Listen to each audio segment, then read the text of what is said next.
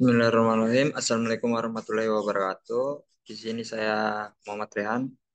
NIM saya 21090762020.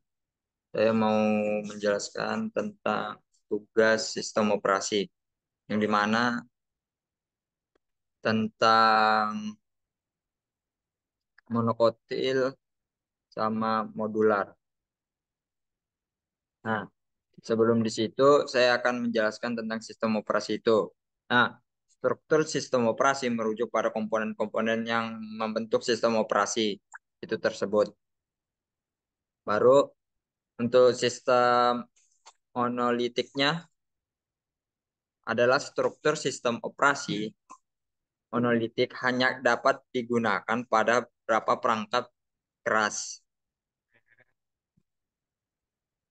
Hal ini disebabkan karena sistem operasi monolitik dilengkapi dengan operasi dua mode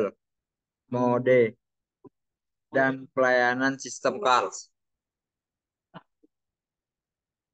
Nah, di struktur sederhana monolitik, karakteristik struktur monolitik yaitu fokus pada fungsi tertentu, tidak dapat dibagi menjadi beberapa modul terpisah karena bersikat semua layanan yang disediakan oleh sistem ke pengguna dilengkapi dengan operasi dua mode dan pelayanan sistem cloud.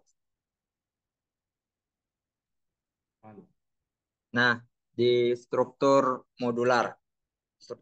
Struktur modular memiliki beberapa kumpulan komponen inti yang terhubung dengan tambahan layanan secara dinamis saat output berjalan. Banyaknya sistem operasi modern yang menerapkan struktur ini. Hal ini disebabkan karena struktur kernel menggunakan pendekatan yang berprioritas objek dan memiliki komponen modul inti yang terpisah. Nah, untuk anunya modulesnya struktur modulasnya yaitu karena mempunyai kumpulan komponen-komponen inti dan secara dinamis terhubung pada penambahan layanan selama waktu bot atau waktu berjalan. Jadi kernel ini akan berjalan penambahan layanan selama waktu bot atau waktu berjalan itu. Nah, di sistem operasi yang modern saat ini menggunakan load load blood kernel model dan contohnya yaitu Linux, Windows sama Solaris.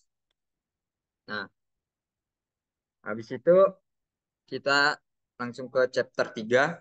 Tugas kedua yaitu chapter 3, membaca chapter 3. Di chapter 3,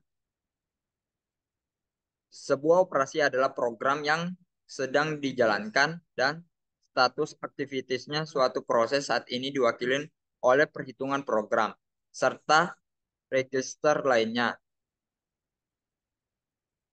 Nah, tata letak suatu proses dalam memori diwakili oleh 4 bagian yang berbeda, yaitu teks, data, tumpukan. Nah, di chapter 3 juga membahas tentang proses dijalankannya keadaan. Ada 4 keadaan umum dari suatu proses, yaitu siap, berjalan, menunggu, dan dihentikan. Sebuah blok kontrol proses PCB adalah struktur data kernel yang mewakili proses dalam sistem operasi. Peran penjadwalan proses adalah memiliki proses yang tersedia untuk dijalani pada CPU.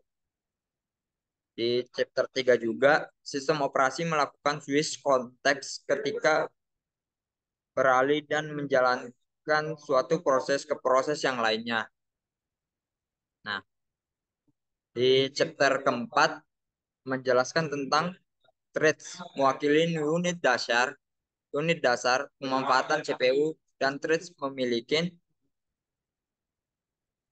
memiliki proses yang sama, berbagai banyak sumber daya proses, termasuk kode dan data. Nah, di chapter keempat juga ada 4 manfaat utama untuk aplikasi multi-threading, yaitu responsif, berbagai sumber daya, ekonomi, dan skalabilitas.